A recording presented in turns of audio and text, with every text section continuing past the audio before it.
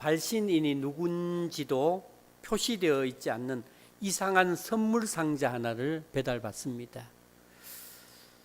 그 선물은 아무나 쉽게 볼 수 없는 굉장히 유명한 공연 티켓 2장이었습니다. 누가 보냈을까?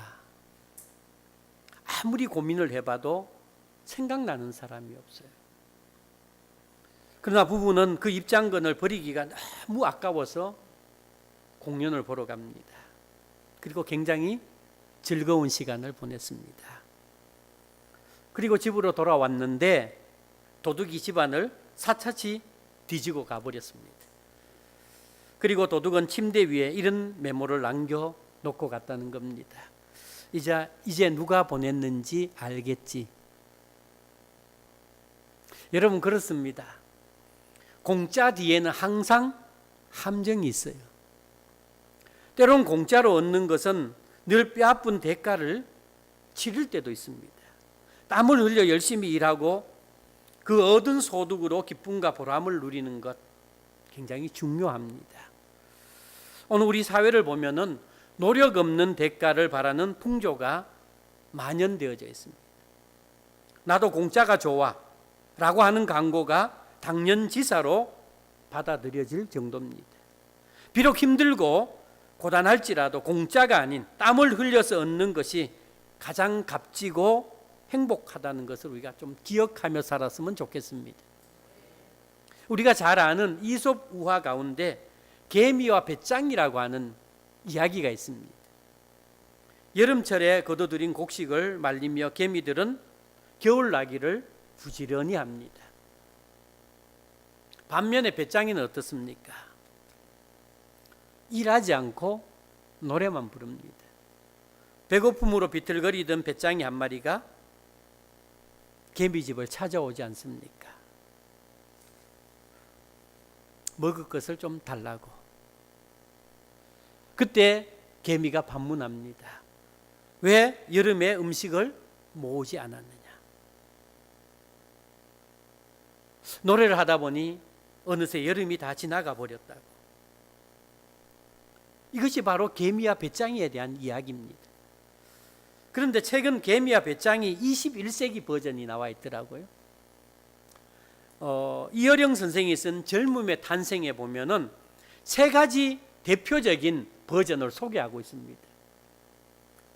제일 첫 번째 나오는 버전이 일본판 버전입니다. 하루는 배짱이가 겨울에 개미집을 찾아가 문을 막 두드립니다.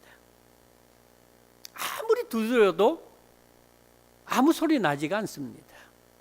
사정을 알아보니 여름에 너무 많은 일을 해서 개미가 가로사를 해서 죽었다는 겁니다. 소련판 버전도 있습니다. 하루는 배짱이가 개미집을 찾아가 문을 두드립니다. 그런데 개미가 웬일인지 문을 활짝 열고는 동지들 어서 오십시오. 함께 먹읍시다. 개미와 배짱이가 함께 먹었습니다. 겨울 내 함께 먹던 개미와 배짱이가 이듬해 봄에 함께 굶어 죽었다는 겁니다. 미국판 헐리우드 버전도 있더라고요. 하루는 배짱이가 개미집을 찾아갑니다. 문을 두드립니다. 먹을 것을 좀 달라고. 그러자 개미가 안에서 소리를 쳐요. 내가 열심히 일해서 모은 곡식을 왜 너와 함께 나누어 먹어야 하느냐? 자기 밥벌이는 자기가 해야 되지 않느냐? 가라고 소리를 칩니다. 배짱이는 너무 슬펐습니다. 밥 한 끼 얻어 먹으러 갔는데 문전박대를 당했습니다. 집에 돌아와서 노래를 부릅니다. 너무 슬퍼서 노래를 불렀는데 마침 그때 지나가던 음반 기획사가 그 노래를 듣고 그 노래에 반해서 음반을 내게 되어졌습니다. 그 음반이 히트를 쳐서 배짱이가 돈방석에 앉았다고 하는 그런 이야기입니다. 이것이 개미와 배짱이에 대한 새로운 버전이더라고요. 그러나 아무리 새로운 버전이 나와도 이 우화가 던지는 변치 않는 교훈이 하나 있습니다.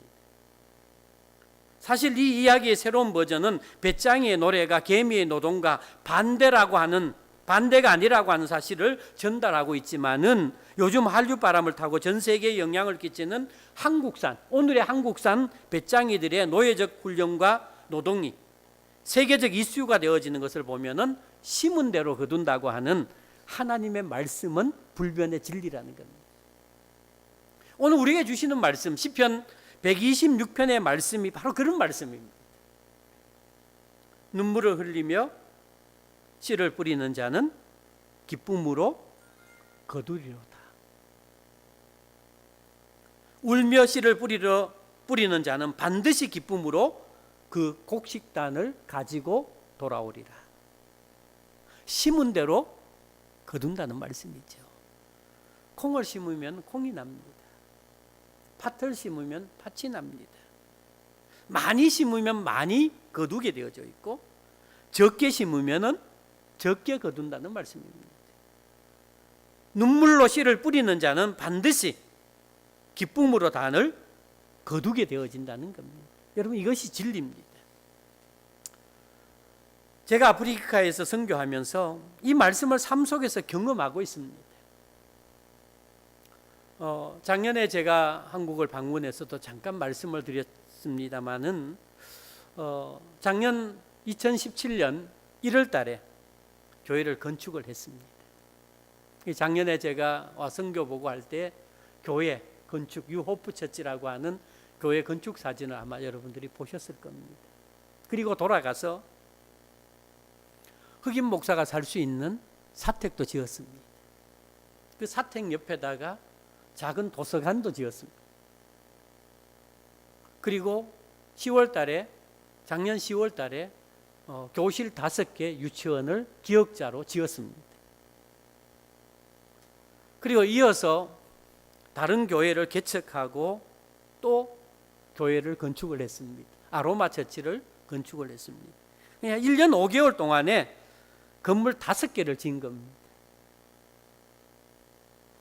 다윗이 그렇게 성전 짓기를 소원했는데 그래도 못 지었잖아요. 근데 하나님의 특별한 은혜로 1년에 교회를 2개를 건축하는 영광을 제가 얻었습니다. 제가 이것을 자랑하려고 여러분들에게 말씀드리는 것이 아니라 울며 씨를 뿌리는 자는 반드시 기쁨으로 거둔다고 하는 그 하나님의 약속의 말씀을 오늘 여러분들에게 전하려고 말씀을 드리는 겁니다. 여러분들도 아시겠지만은 건축은 결코 쉬운 일이 아닙니다. 특별히 아프리카 땅에서 건축을 한다고 하는 것은 더더욱 어렵습니다. 그러나 울며 씨를 뿌릴 때에 하나님은 기쁨으로 거두게 해주셨다는 겁니다. 아멘. 제가 건축을 시작하면서 한 달에 선교지를 얼마나 방문하는지 아세요? 제가 한 달에 한 27번 내지 28번을 선교지로 갑니다. 매일 선교지 간다고 생각하시면 돼요. 왕복 얼마 정도 걸리느냐 하면은 선교지 갔다 오면 한 200km 정도 됩니다. 제가 작년 한 달 동안에 제가 선교지 다니면서 운전했던 키로수가 7만 킬로 정도 됩니다. 여러분, 쉬운 일이 아닙니다. 특히 아프리카에서 건축을 하다 보면 생각지 못한 일들이 너무 많이 일어나요. 흑인들 정말 게으릅니다. 보면 열심히 일하는 척해요. 안 보면은 일하지 않습니다. 그리고 고집이 얼마나 세는지 아무리 시켜도 시키는 대로 안 합니다. 모든 일을 자기의 소견에 옳은 대로만 합니다. 한 예를 제가 들어볼게요. 제가 벽돌을 쌓고 이제 벽돌 사이에 창문을 넣잖아요. 그 창문을 넣을 때 하도 힘드니까 벽돌 10장 싸고 창문 넣고 벽돌 10장 싸고 창문 넣고 좀 그렇게 해달라고 막 당부를 했어요. 말로 해서 안 돼가지고 종이를 갖다 놓고 그림으로 그립니다. 벽돌 10장 창문 하나, 벽돌 10장 창문 하나. 그렇게 당부를 하고 제가 다른 물건을 사러 숍에 갔는 그 사이에, 사고 돌아온 그 사이에 창문을 어떻게 넣은지 아세요? 처음에는 딱 벽돌 10장하고 창문 하나 넣었어요. 근데 그 다음에는 벽돌 5장 싸고 창문 하나였고 12장 싸고 창문이었고 여러분 집이 어떻게 되겠어요? 자기가 하고 싶은 대로 합니다. 아무리 시켜도 안 해요. 그래서 그 벽을 싼 걸 제가 다 허물었어요. 지붕을 하는데 틀을 만들어야 되잖아요. 철골 길이가 동일하게 잘라야만이 용접을 하고 또 동일해야만이 지붕이 바르잖아요. 그런데 아무리 이야기해도 자기의 옳은 소견대로 합니다. 원하는 대로 잘라요. 붙이고 모자라면 또 용접하고 나무면 자르고. 그래서 옆에 서서 계속 자를 가지고 잘랐대요. 그려줘야 돼. 여기 자르라, 여기 자르라. 이게 아프리카식이에요. 이렇게 하루 종일 일꾼들과 씨름하면서 함께 일을 하고 집에 돌아오면은 몸이 만신창이 돼요. 너무 괴로워요. 쉬고 싶을 때가 참 많이 있어요. 쉰다고 누가 말하는 것도 아니잖아요. 보는 사람도 없는데 저 아프리카까지 내가 쉰다고 누가 보고 이야기하겠어요. 그러나 제가 쉴 수 없는 것이 하나 있어요. 하나님이 보시잖아요. 하나님이 보시잖아요. 때로는 너무 지치고 힘들어서 이런 생각도 가끔 해요. 내가 여기서 지금 무엇을 하고 있을까?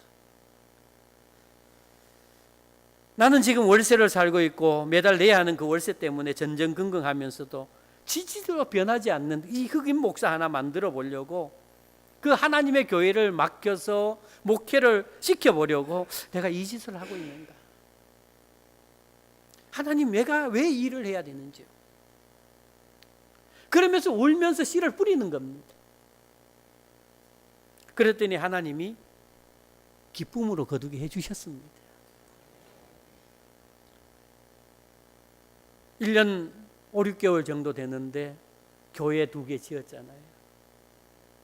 유치원도 하나 지었잖아요. 흑인 목사가 살 수 있는 함석으로 되어진 지역에 흑인 목사 집이요 붉은 벽돌로 되었습니다.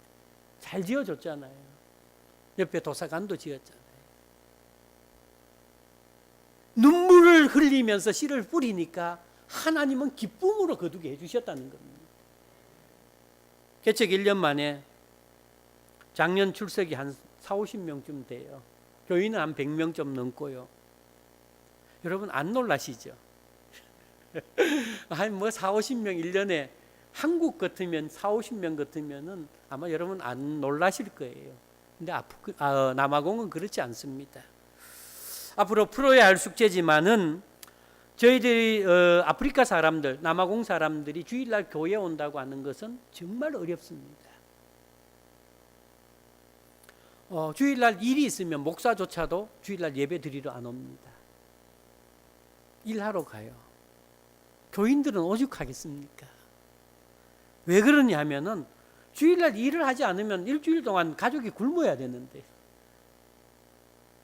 이런 상황 속에서 교회에 40~50명 나온다고 생각해 보십시오. 여러분 기적 아니에요? 아프리카 현지 교회가 교인이 100명이 넘는 교회를 찾아보기가 어렵습니다. 프레토리아나 조하네스버그 또 케이프타운 아주 대도시에는 흑인 교회가 1000명, 2000명 모이는 교회가 있습니다. 그런데 중소도시, 제가 선교하고 있는 도시가 한 30만 명쯤 되어지는데 그 30만 명 되어지는데 100명에서 150명 모이는 교회가 5개도 안 됩니다. 뭐 그 이상은 찾아볼 수도 없고요. 많은 교회들이 5명에서 10명, 15명에서 20명. 그게 보통 교회의 모습입니다. 시골로 들어가면 들어갈수록 그 현상은 더 어렵습니다. 통계에 보면은 남아공은 70%가 기독교인이다. 그렇게 나와 있습니다. 이는 이단을 포함한 숫자이기도 하지만은 모든 사람들이 한결같이 하는 말이 다 자기는 그리스도인이라고 이야기를 합니다. 그런데 교회에 나와서 예배 드리는 사람은 찾아보기 어렵습니다. 왜 이런 통계가 나옵니까? 일자리를 구하기 위해서 종교난이라고 하는 난이 있어요. 우리도 보면 옛날에 종교란 있었잖아요. 그 뭐 불교, 뭐 기독교 이렇게 체크하는 게 있었잖아요. 아프리카 남아공에도 똑같습니다.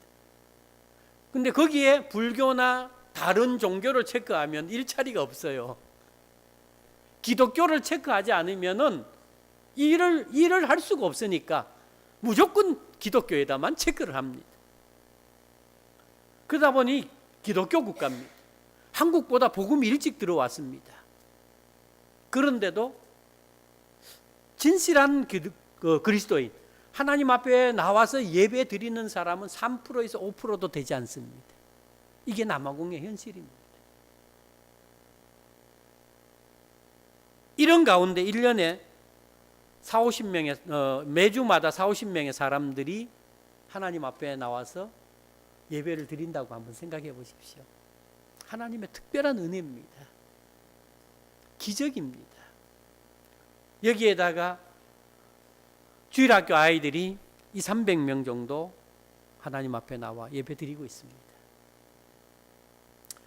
많은 아이들에게 복음을 전하고 싶어도 사실 여건이 안 되어서 안타까움이 참 많이 있습니다.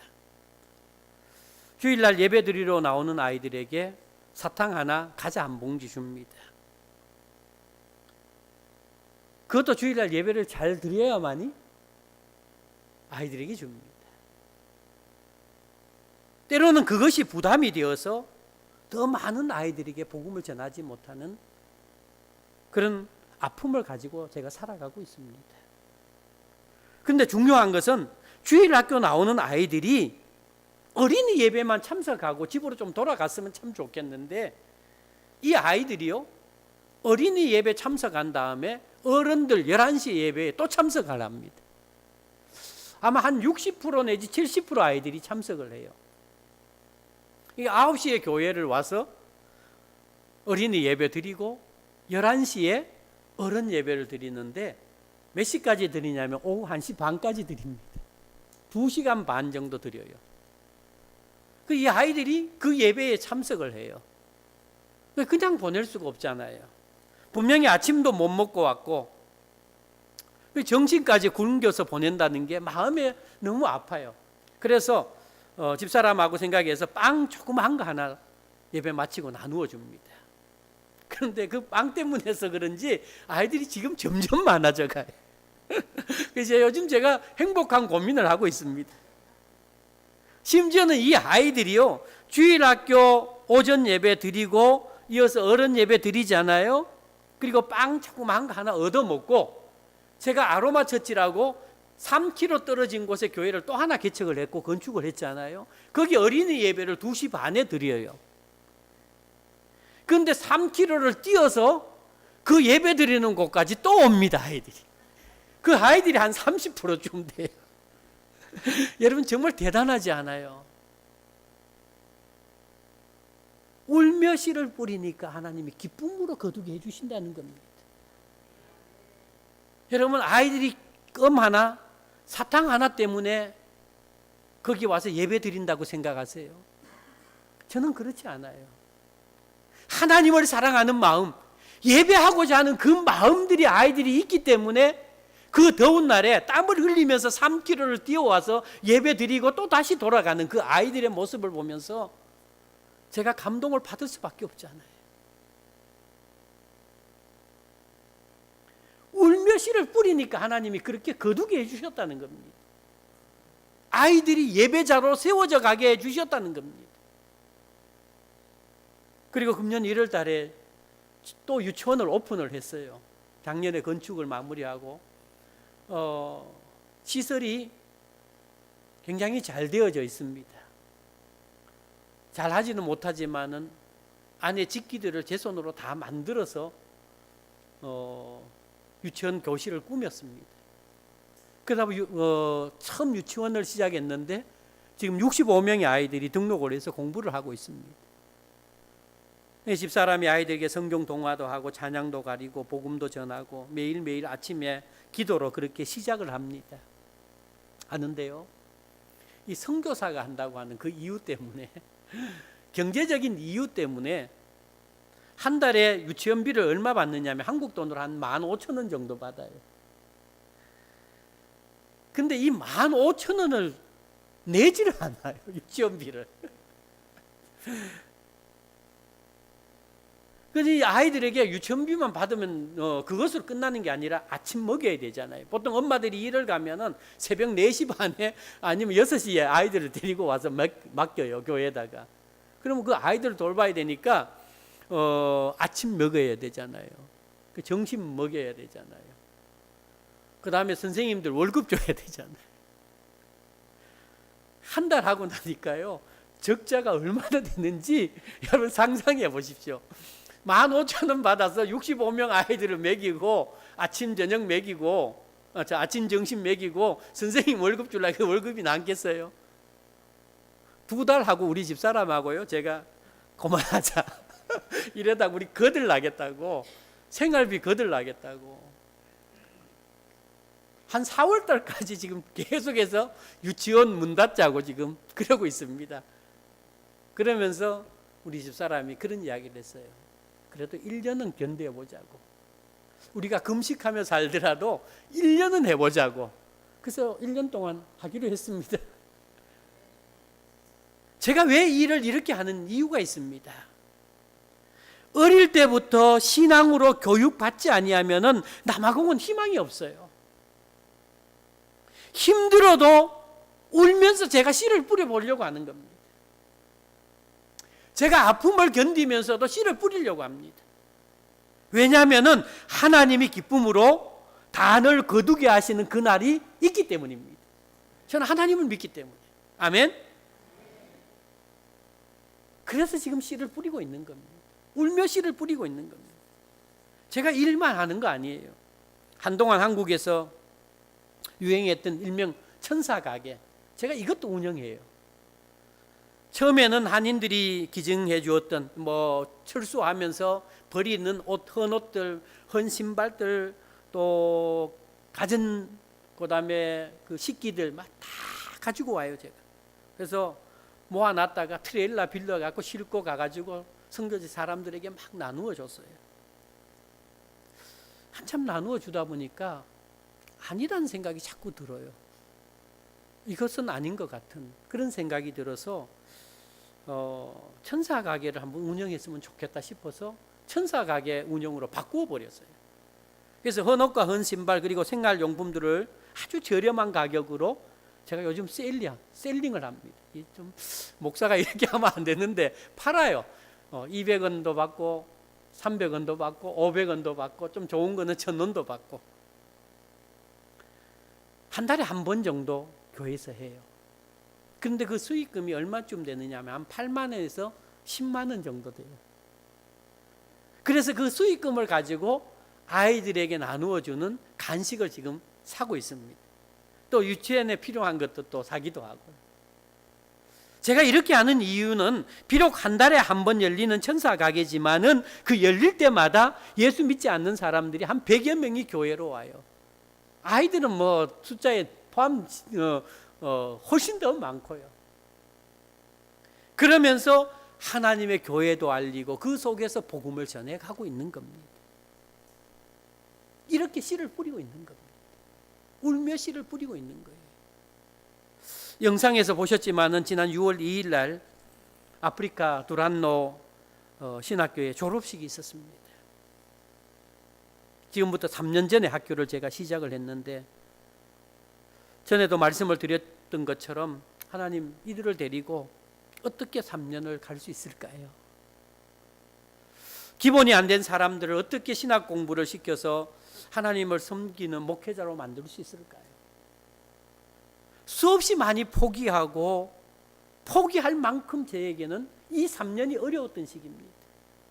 학력이 고작 중학교, 고등학교 졸업자들입니다. 성경을 한 번도 읽어보지 않았던 목사들, 아니 성경책조차도 없이 목회를 하고 있는 이 목사들, 인터뷰하고 30명을 모집해서 공부를 시작하는데 답이 없어요. 아무리 해도 변하지를 않아요. 1년 딱 되어졌는데요. 제가 하나님 앞에 이렇게 기도했어요. 하나님, 30명 모았는데요. 한 5명 정도는 졸업시켜 주시면 안 돼요. 그러다가 한 2년쯤 갔는데요. 하나님, 한 명만 졸업시켜 줬으면 좋겠습니다. 정말 한 명만 성령으로 완전히 바뀌어가지고 변화되어져서 단 한 사람이라도 하나님의 사람으로 목회자로 세워졌으면 좋겠습니다. 단 한 명만이라도.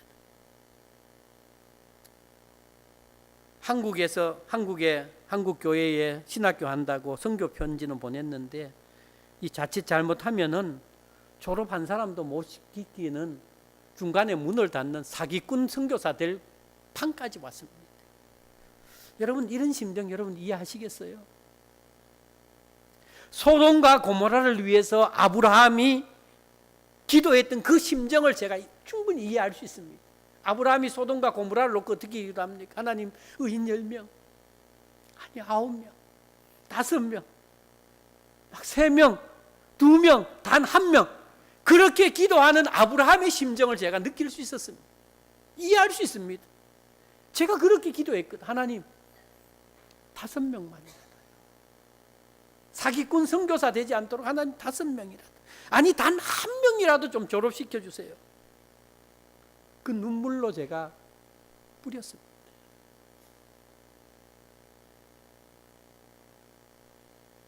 그런데 하나님이 기쁨으로 거두게 해주셨습니다.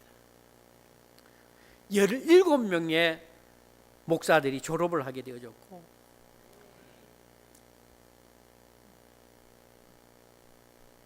여섯 명의 새로운 목사가 안수를 받고요, 목회자로 세워지게 되어졌습니다. 아프리카에 많은 신학교가 있고 역사가 오래된 학교도 있지만은 그들 학교조차도 할 수 없는 이 일을 하나님이 우리 학교를 통해서 일하셨습니다.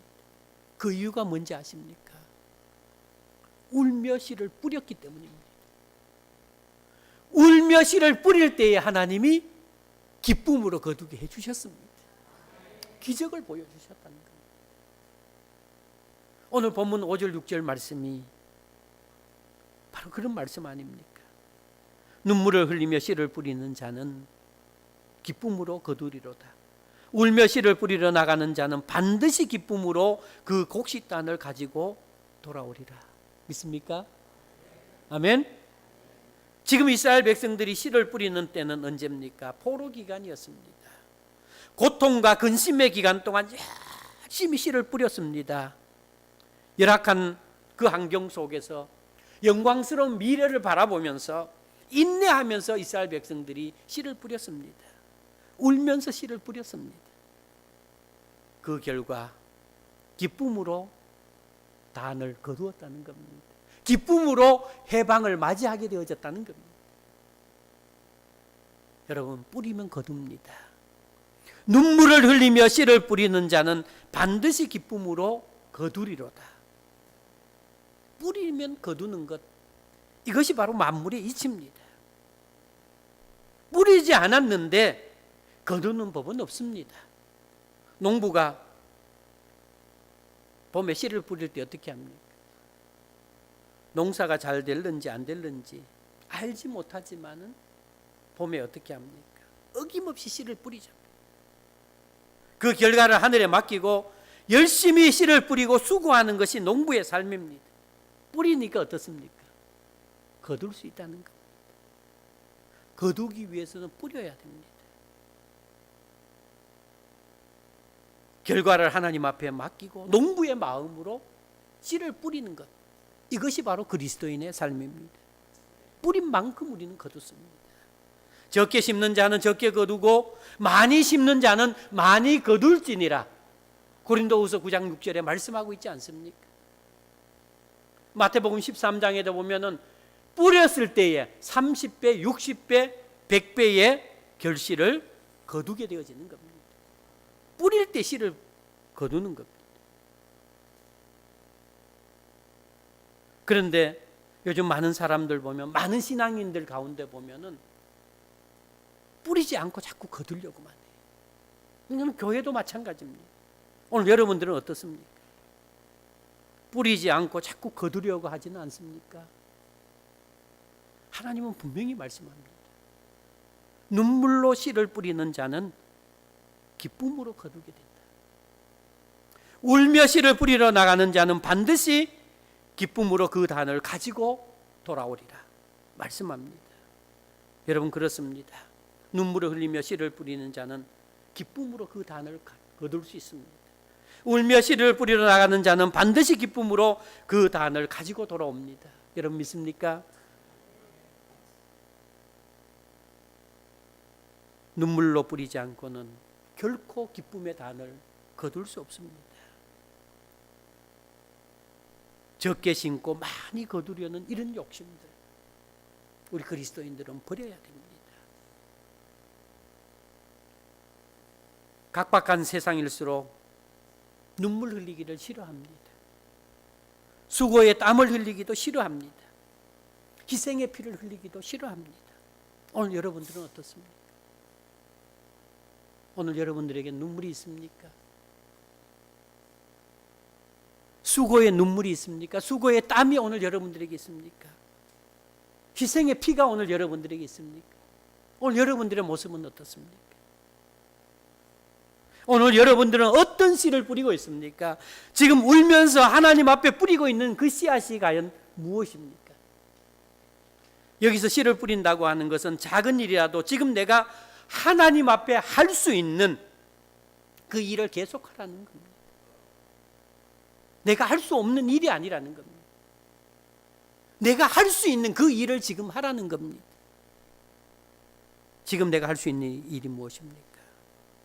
지금 내가 뿌릴 수 있는 그 씨가 무엇입니까? 지금 울며 뿌리고 있는 그 씨가 무엇입니까?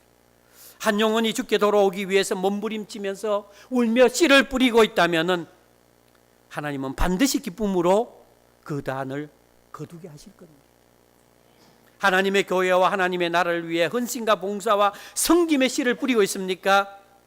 하나님은 반드시 거두게 해 주실 겁니다. 오늘 여러분들은 여러분들이 섬기는 교회를 위해서 얼마나 눈물의 씨앗을 한번 뿌려보셨습니까? 내가 하나님 앞에 예배드리는 이곳에서 오늘 여러분들은 얼마만큼 하나님의 교회를 위해서 죽어가는 영혼들을 위해서 여러분 눈물의 씨앗을 한번 뿌려보셨습니까?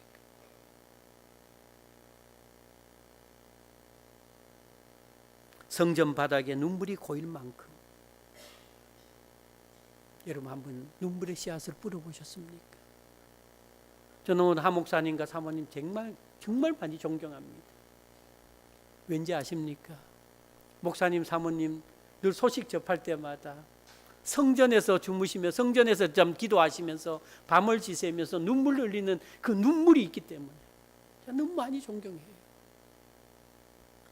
여러분들이 알지 못하는 그 눈물을 이 성전 바닥에 고일 만큼 매일 밤마다 부르짖고 하나님 앞에 기도하고 있습니다. 하나님의 교회와 하나님의 나라를 위해서 흘리는 그 눈물의 씨앗이 있기 때문에 하나님이 반드시 거두게 해주실 겁니다. 저는 믿습니다.